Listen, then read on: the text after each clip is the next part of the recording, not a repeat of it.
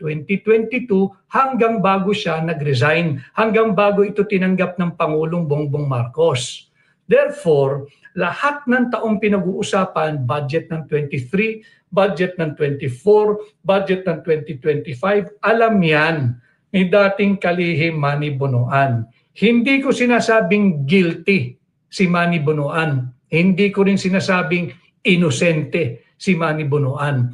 Para mabuo natin itong anomalyang ito na trilyon-trilyon pisong pera natin, dapat nandiyan yung Manny Bonoan. Saan ka nakakita? Pinauwi agad-agad. Tapos galit na galit yung ilang senador, hindi masagot yung tanong, natural. Pinauwi mo may pinakaalam na sagot eh. At dangerous president po iyan.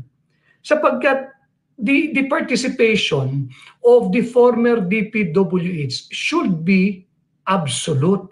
Siya lang ang nakakaalam eh.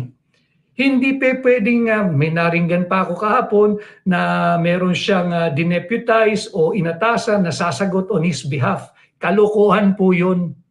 Yung may mismong may katawan, yung may mismong nalalaman, yung mismong nakasaksi kung ano man ang transaksyon nila riyan sa DPWH, hindi nga masagot ng diretsyo eh. Nagkakautal-utal na nga eh. I-delegate mo pa sa isang walang alam. Di ba?